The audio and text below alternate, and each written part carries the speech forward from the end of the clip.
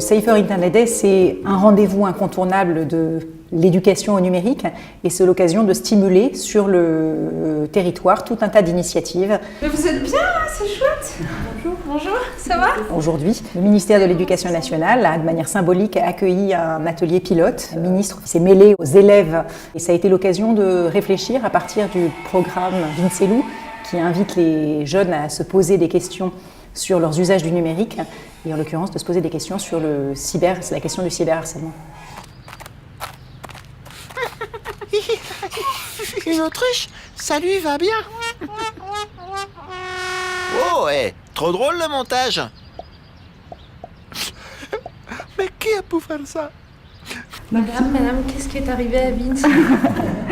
Au départ, on voit Vince et Paola avec deux autres filles qui sont en train de se moquer de Paola. Paola, elle pleure et Vince, il essaye de trouver c'est qui le coupable.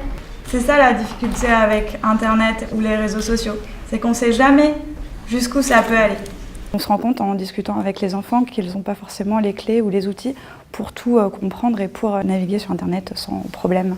Moi, ce que j'ai retenu, c'est que si on se fait harceler, soit cyberharcèlement, soit normalement, faut absolument prévenir une personne où on peut avoir confiance en elle. Nous, ce que nous visons avec l'éducation aux médias et à l'information et l'éducation à une bonne utilisation d'Internet, c'est de manière générale à ce que les élèves se méfient de la désinformation et de la trop grande légèreté avec laquelle ils pourraient laisser leurs données sur Internet et des propositions malhonnêtes qui peuvent leur être faites sur Internet. Le programme Safer Internet France, c'est la réunion d'Internet sans crainte, de Net Écoute et de Point de Contact. 3 programmes qui chacun ont un rôle à jouer dans la promotion d'un Internet plus sûr et d'un meilleur Internet pour les jeunes. Et c'est l'occasion de stimuler les initiatives de tout un tas d'acteurs qui sont mobilisés sur la prévention et l'éducation au numérique sur le territoire,